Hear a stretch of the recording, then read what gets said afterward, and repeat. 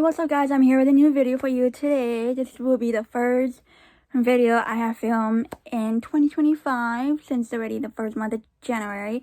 Don't mind my black lipstick. I got this in October last year for Halloween, or even like after like Halloween, but I never gotten around to use it until now. I know there's gonna be smudges and whatnot, but I hope you guys don't mind and stuff. And I know my eyeliner's probably not like the same like angle or whatever, but if you have the same difficulty in like me when putting it on and stuff, you understand why it looks like that. But I hope you guys don't care about my makeup appearance and whatnot. But for this first video of this month for the first month of this year, it's really special. This movie came out 2 years ago in 2023, and I haven't gotten around to watching it. I had a Paramount Plus account, but then I stopped having it, I think like a couple months afterwards or something, a couple years ago, I think like 2, 3, 4 years ago, and I was gonna get it back to watch this new movie that has been on there, but I never did. Well, I think I did probably got the app back, but I never watched the movie. But if I didn't, so since I don't have the app anymore, I'm watching it on a movie website that someone commented about in TikTok. So, and I'm very excited to watch this movie. It's called Teen Wolf the movie. If you guys have heard of it and watched it, then you know what I'm talking about. If you guys haven't, but you heard other people have been watching it, I will let you know if it's good enough for you to want to watch it. But I have watched Teen Wolf, the series, I think in 2017 when I first came out in the States, after I watched Vampire Diaries, the originals, and stuff. So I ended up coming across Teen Wolf, the series, watched all 6 seasons, fell in love with all the characters, found out one of my favorite characters was in there and whatnot. So when I found out that they were doing the movie and then that it was releasing in 2023, I was excited to watch it, but never gotten around to doing it till now. So without any further explanation and stuff, I'm gonna start the next clip of how the process is going to be, so you know what the next clip is probably going to be showing. So I'll see you in the next clip, and I hope you guys love watching this video as much as I love filming it for you. So let's get going.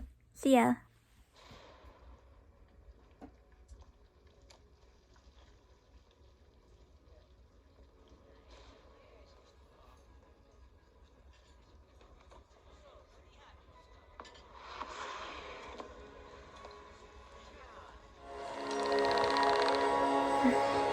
God damn it.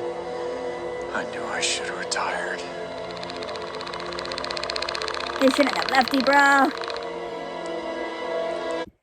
Okay, I'm back. I finally finished the whole movie before my tablet was about to die, but I saved it, so my tablet's not gonna die.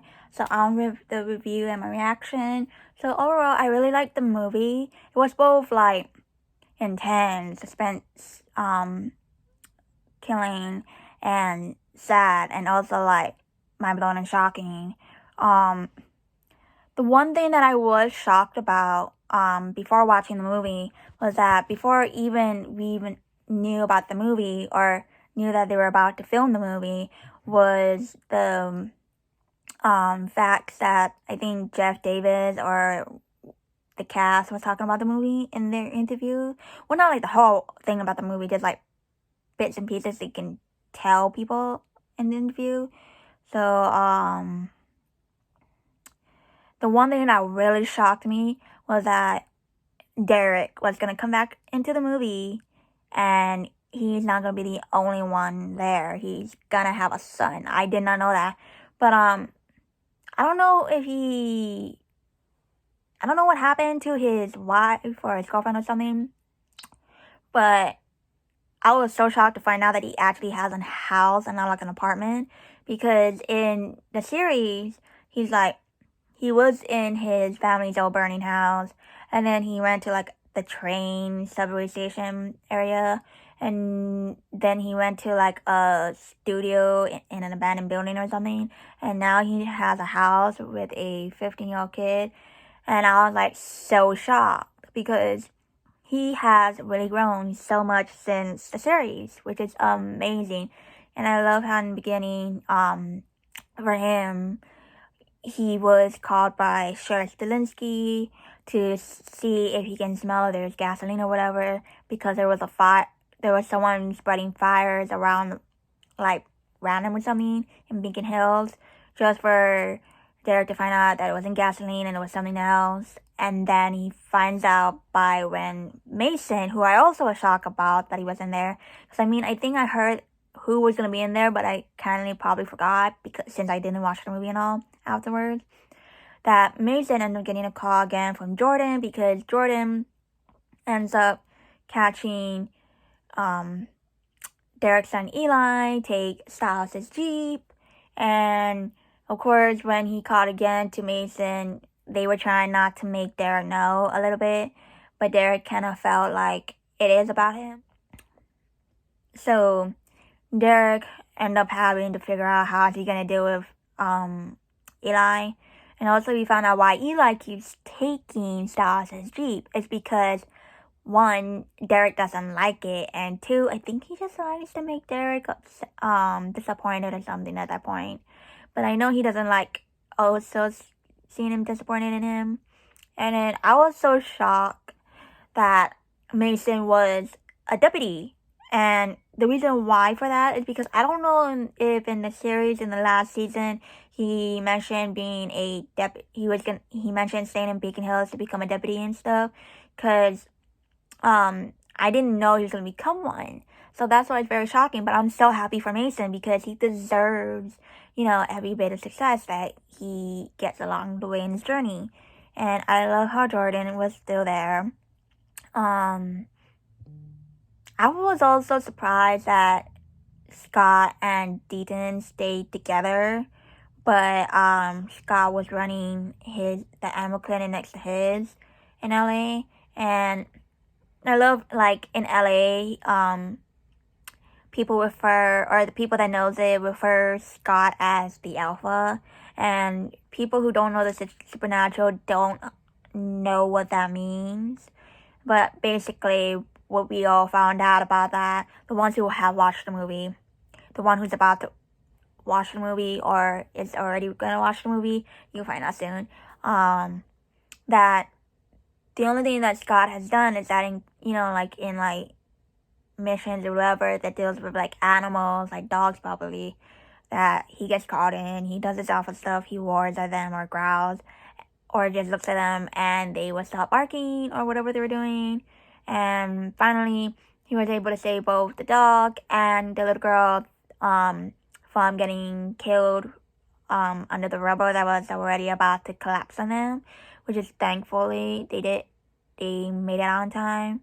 And then I love how it led to where they went back to the animal clinic after seeing the little girl, her parents, and the dog leave. Deaton and him end up talking. We end up finding out that Scott wanted kids, but he's looking for someone or waiting for someone to look for him, the right person, to stay with him forever, and they have kids and stuff. And of course, Deaton didn't mean that kind of talk, but he still, gave Scott like a pep talk or, an advice. And then it led to, I think, them about to hang out later or something. So Deaton told him to lock the door and whatnot. And so that's what Scott did until he heard a knock. And of course, he ends up getting deja vu because it's been 15 years. Really, that's what he's gonna mention, how many years it's been, a little bit down that scene. And he ends up seeing Allison. And then he hears dogs barking. He was surprised to see Allison, which honestly all of us would have if that ever happened. Because, sorry about that sound if you heard that. And then after he looked back to tell the dogs to be quiet, he looked back and he sees Allison like still a little bit rambling, and then disappears. And so he ends up locking up the door again when went to the back because he still heard like the dogs barking or something, and he wanted to find out what it was. And then out of nowhere, he was about to get hit or shot from Chris, who has amazing entrance. And so before I mention what's gonna happen afterwards, I'm gonna mention what happened in the beginning. So in the beginning of the movie, we see Liam in Japan, and he, I think, works at a restaurant or a diner, I think, and he is friends with and works with this girl who's also a kitsune. I think her name is Hamira or something like that. I heard her name like once or twice during this movie, and sometimes I have hard time focusing or hearing what's happening, that I end up missing like the huge, big, and small pieces of it. So I hope you forgive me for not actually saying her name all the time when she has been in the movie the entire time. And out of nowhere, this guy in a black hoodie or a black coat with a hood on top of his head walks in and asks the girl, Hamira, I think that's her name, this riddle. And of course, Liam was trying to make it seem like she didn't know about it and that she didn't know English. But the guy knew that it was not true and that she actually really knew it. So he asked again. The girl ended up telling him the truth. And of course, before all that, before we end up seeing Liam, there was these like trinkets or something with symbols on it. One had something. I didn't really see it close, but the other one had a Triskelion. And of course, I did not know why that was so important to the guy until he finally mentioned it, where I realized why he really wanted that. So since he wasn't able to get it from them in the beginning, the rest of the customers there, Liam and the girl knew them. So but the guy knew that they knew also. So when everyone was starting to try to like take him down and whatnot, it didn't really work because I think he was shooting them with silver, I believe, or something like that. And so the girl ends up running with a Triskelion containment or something with her, but I don't know where the guy ends up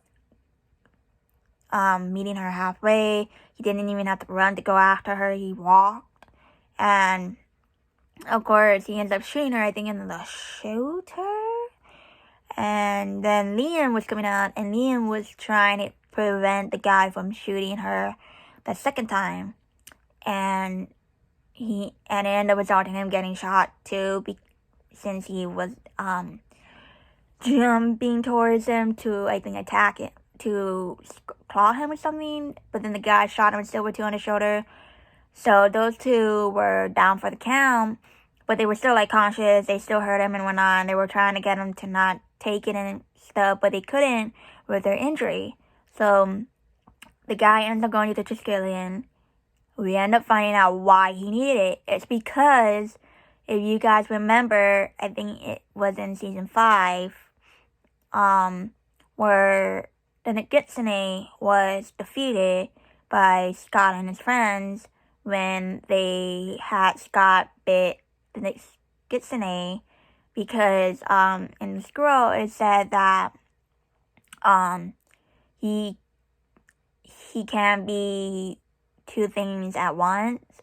So of course, since he was a fox, he couldn't be a wolf and a fox, so he crumbled and stuff.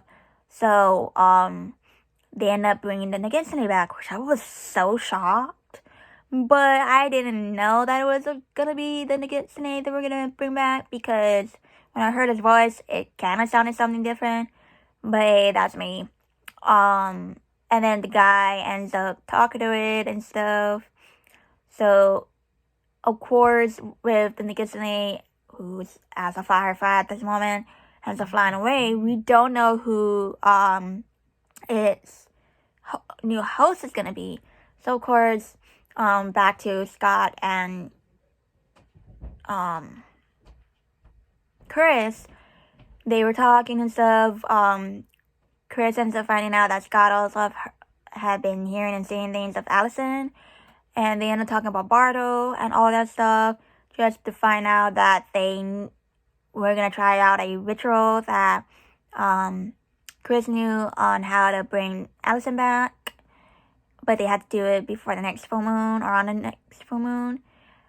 But if they miss it or they don't actually do it, it's not gonna work. So yeah. So after that,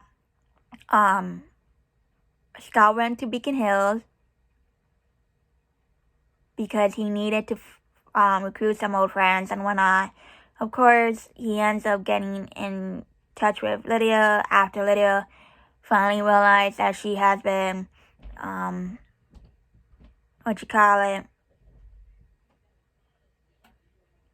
been having this sense of feeling that deals with Allison, but she didn't realize that she had that sense of feeling until later. So they met at the Icon House with the old building because since it burned down, or no, I think it was the Icon House because it was where Kira's mom's old boyfriend died on before he became the Nikitsune. So they went there and when they found out that the first thing they needed to do was take a handful of the ground burial that Allison died, which they did. And they ended up going to his house where Chris met them there, and then out of nowhere Jackson appeared. I love how the first thing he does when he went into the house, he did of course greet and whatnot, but the first thing he did after that was to open Scott's refrigerator and just dig in. So yeah, I'm like so distracted by how this one is like how I want it, and this one is like really high, but it's fine. I'm gonna be probably distracted by it the entire time, but I'm still gonna try to like talk. And then we end up finding out that Nikitsune took host of Chris, but we didn't know that until Deaton came back from LA and was testing Chris on riddles. And of course, at this point, Deaton was already getting close to having Chris expose that the Nikitsune is in him without Chris realizing that he had the Nikitsune in him. Until finally, after the last riddle that Deaton gave the Nikitsune, he ends up burying his Nikitsune teeth, which, by the way, I still find disturbing and creepy. So I hope it doesn't haunt me in my nightmares, in my dreams. And I was so shocked that Deaton didn't wait for even more than a second, and he starts throwing mountain ash towards Chris's way. And I think it touched Chris's face, and also I think went a little bit in his mouth or something, that it ended up making the Nikitsune come out of Chris. And finally, Chris is himself. All while the Nikitsune was trying to find the new host. And so, so Scott and Lydia and Malia were able to find the Nematon because that's what Lydia ended up doing, because Jackson ended up putting the pieces together and realized it too, but he called it a tree and not a Nematon. And they did everything according to how the ritual was going.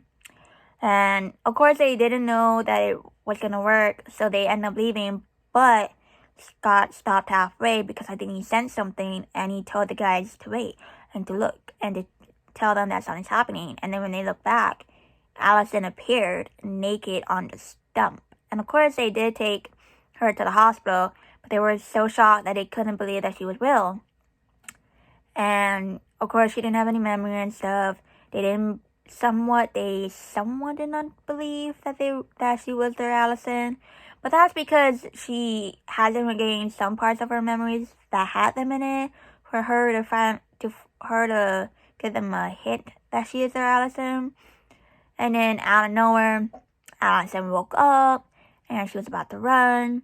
Well, she ran to the locker room and try to like open like probably 2-3 lockers before she found one open and took the clothes and stuff and was trying to leave just for Malia to finally find her. And of course they were trying to get her, but Allison was kicking their butt.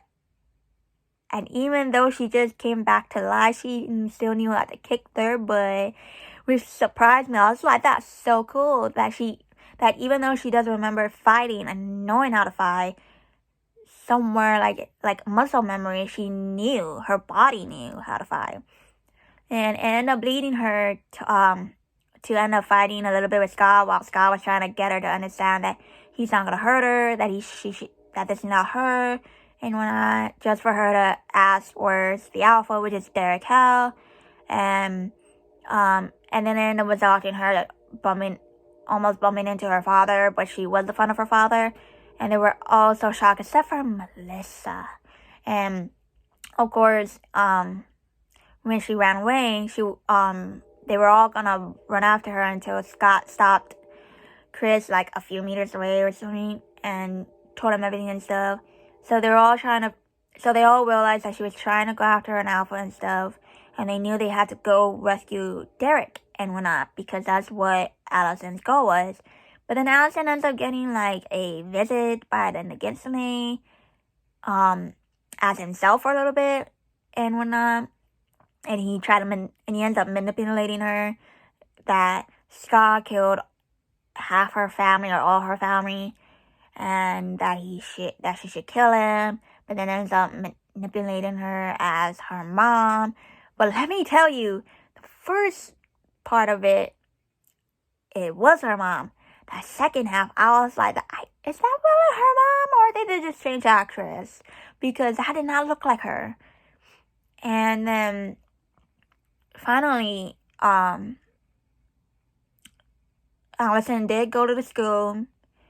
She was gonna kill Derek, but she didn't succeed. She only succeeded in shooting him.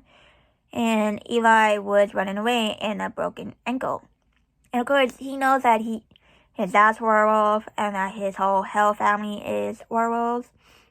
But he doesn't believe he is one because he hasn't had a werewolf experience yet for that to happen. He hasn't felt how Derek felt when he got his werewolf powers.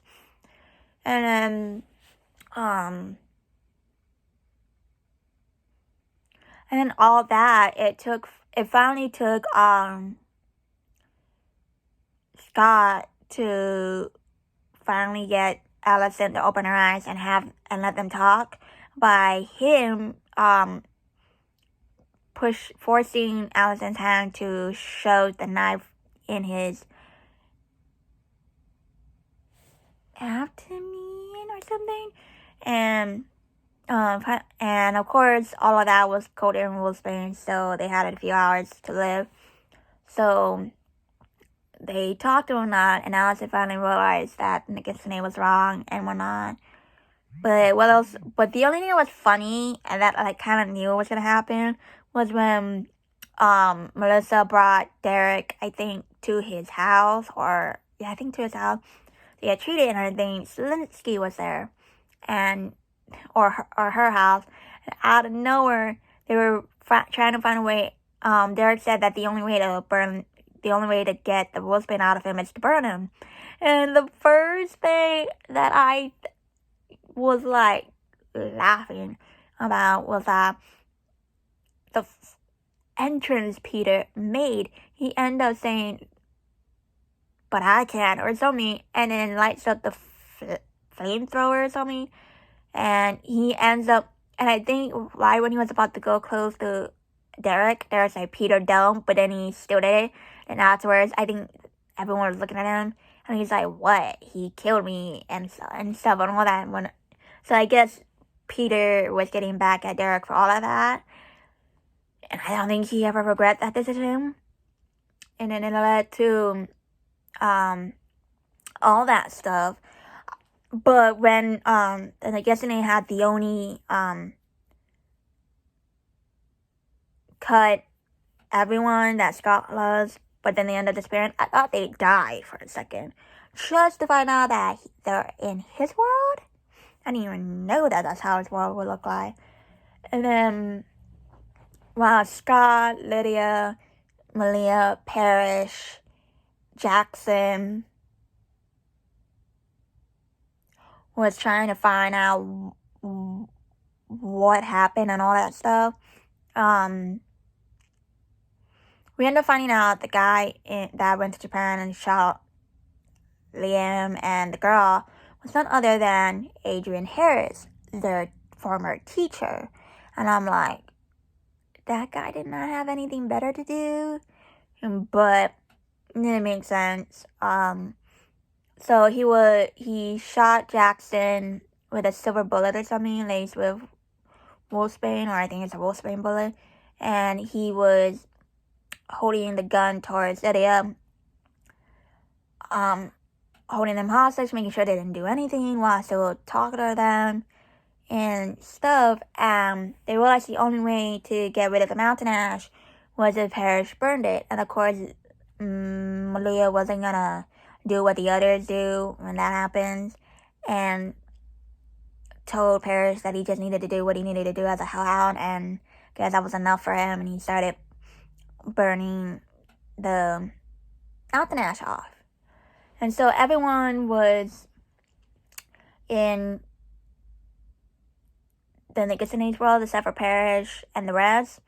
But I was so shocked that I was surprised that the Nicholson Age had 3 Onis hold Chris, Melissa, and Peter hostage with their sword pointed to the neck, all while the others were doing that stuff. So finally, they all did whatever they did, and we end up finding out why Eli doesn't do what werewolves do, because when he was little and he saw Derek show his werewolf face and whatnot, because a coyote was about to get to him, Eli was scared, I think, and I guess Eli was afraid to do the same thing and stuff, probably. And I felt so bad for him. Like, I know he didn't deserve that moment to finally find out that his dad was a werewolf, but Derek can't change it because it happened. But eventually he was able to overcome it and, let his werewolfness show.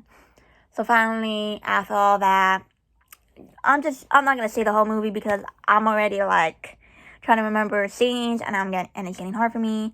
So all I'm just gonna say is that overall the movie was good, sad, and all that. But I am gonna mention one scene at the end of the movie that really hurt me to the core, because I was like, why did that have to happen? But I understand why it had to happen. So, after Derek, Eli, and Scott came back from their illusions, they were holding them against the name, but then eventually Eli fell to the ground because I think he couldn't hold him anymore. And Parrish was already going to them, and Parrish was gonna burn the McGinty in Hellfire, but he told Scott and Derek that they would have died together if they continued holding on. So of course Derek looked at his son one more time, and then looked at Scott and told him that Eli is his beta and to look after him and stuff. And of course Scott couldn't do anything at that moment to probably stop or talk Derek out of it, because Derek ended up pushing him away, holding then it gets an A, and told Parrish to flame it up, which he did. But at that moment, before it all finished, Derek's eyes turned red. So I'm like, is that his alphaness, or is he becoming another true alpha? But I think it's just his alphaness, not another true alpha. Out of nowhere, it gets an A, and Derek vanished. And I'm like, no, Derek is not dead. But then I understand why. He didn't want his loved ones and everyone to die because of the Nagini. So of course he had to sacrifice himself to finish the Nagini once and for all. But also, a little thing that I did not know they were gonna make the Nagini do was that the Nagini asked Scott, if you remember, when he bit him so that he could turn into a wolf and stuff, and whatnot, that he couldn't be like a wolf and a fox. And out of nowhere, the Nagini rips his bandages off just to show his wolf face. I'm like, what now? So, he's half wolf and fox now, or fox and wolf now, which really totally surprised me. But then after all of that, they had like a little funeral for Derek. And I love how they reminisced him, the good times, even the bad times, but still, making Eli know that his father was a very good man. And then after that, Sheriff Zelensky started talking to Eli, talking to him about everything that Derek has been through and all that stuff that made him become the man that he is now. And of course, if I wasn't filming this video and I just watched the movie as it is, I probably would have cried. But thank God I didn't, because, I really love this movie. I love how I am so proud and impressed of the way Jeff and the crew, the producers, and all those people and the cast members made this movie to be awesome, amazing, funny, sad, all of the above. And I really love Teen Wolf. It was sad that the TV series of Teen Wolf ended, and now that we only got the Teen Wolf movie that has been 2 years now since it came out. I wonder what else does Jeff have in the works. I don't follow him on Instagram. I don't even know if he has one. I have watched interviews from the past, but never, probably heard him talk about it. So yeah. So I hope you guys love the video as much as I love filming it. I'm happy to finally do this first video of the month. Hope you guys have a great day, evening, lunch, all the good works. And I'm excited to upload this soon. So I'll see you in the next video. Oh wait, make sure to like, comment, subscribe, turn on notification bell to always be notified, because videos are coming. And if you want to continue to join me on my journey, you know the works. And if you want to continue following me on my social media journey, you know where to go look for. So I'll see you in the next video. Bye.